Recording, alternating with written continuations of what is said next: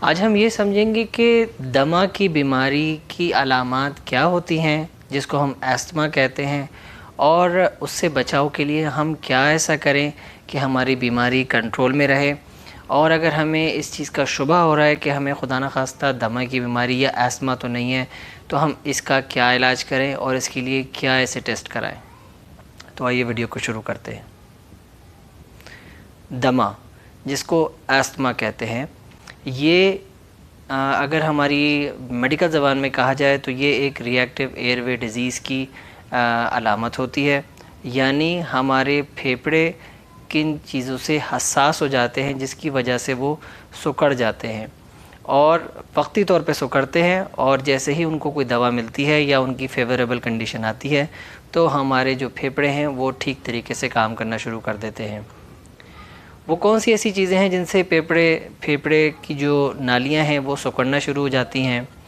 جس کو ہم الویلائز کہتے ہیں اور برونکائز کہتے ہیں، اور یہ کن کن چیزوں سے عموماً سکڑتی ہیں جن کو خدا نخواستہ ایزما کا پرابلم ہوتا ہے۔ اگر بہت زیادہ ڈسٹ ہو تو لوگوں کو سانس لینے میں تکلیف ہونا شروع ہو جاتی ہے، یعنی ان کے پھیپھڑے کی نالیاں سکڑنا شروع ہو جاتی ہیں۔ اگر کبھی کسی کے گھر میں کوئی پینٹ ہوا ہو اس کی وجہ سے سانس میں تکلیف ہونا شروع ہو جائے، یا اگر کوئی ایسی فریگرنس ہو یعنی خوشبو جو کہ ناخوشگوار ہو اس کی وجہ سے سانس لینے میں تکلیف ہو رہی ہو، رات میں سانس لینے میں تکلیف ہو رہی ہو اور رات کی اتنی ہو رہی ہو کہ اس کی نیند خراب ہو رہی ہو، یا پھر رات کے اندر کھانسی بہت زیادہ ہونا شروع ہو گئی ہو،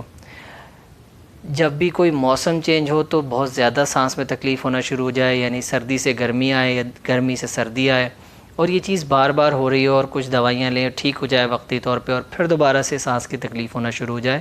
تو یہ ساری علامتیں ایسی ہیں کہ جس میں آپ کو اپنے قریبی معالج سے اس بات کو ڈسکس کرنا چاہیے اور ایویلویٹ کرنا چاہیے کہ خدا نخواستہ مجھے استھما تو نہیں ہے۔ اب ہم یہ سمجھتے ہیں کہ اگر کسی کو خدا نخواستہ استھما ہے اور وہ دوا کچھ لیتا ہے اور اس کی وجہ سے وہ ٹھیک نہیں ہو رہا تو ہمیں کیا کرنا چاہیے۔ اگر کسی کو استھما ہے تو استھما کی ٹریٹمنٹ کے حوالے سے دو چیزیں سمجھنے والی ہیں۔ ایک یہ کہ استھما کی ٹریٹمنٹ ایک ہوتی ہے جس کو کہتے ہیں وقتی آرام،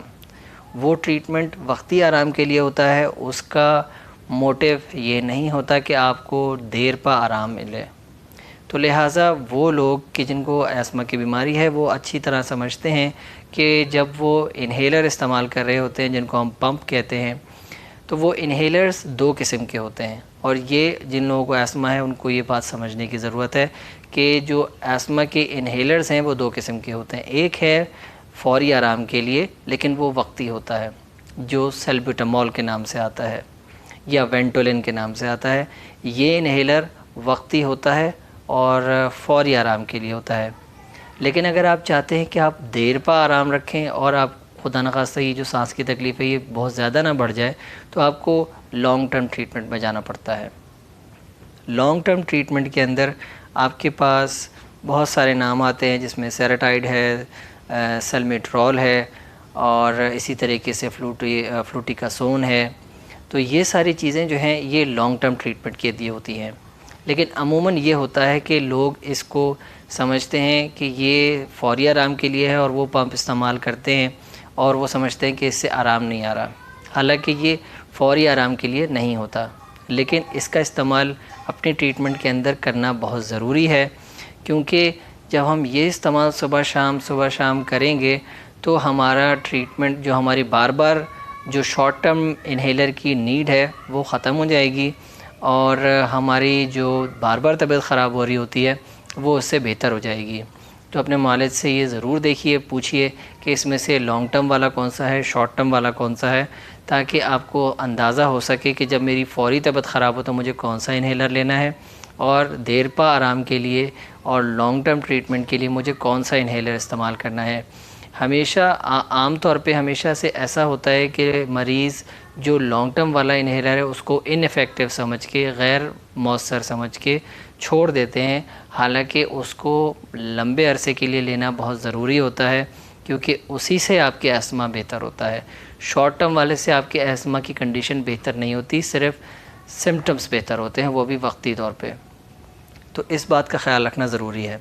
اس کے ساتھ ساتھ انہیلر کس طریقے سے لیا جا رہا ہے، اس کی ٹیکنیک کیا ہے، یہ ضروری ہے جاننا کہ ہم انہیلر ٹھیک طریقے سے لے رہے ہیں یا نہیں لے رہے ہیں، نمبر 1۔ نمبر 2، ہم ایسے انوائرمنٹ میں، ایسی جگہوں پہ نہ جائیں جہاں سے ہماری طبیعت خراب ہو جاتی ہے، جیسے پولیوشن والی جگہ ہے، جیسے کوئی ایسی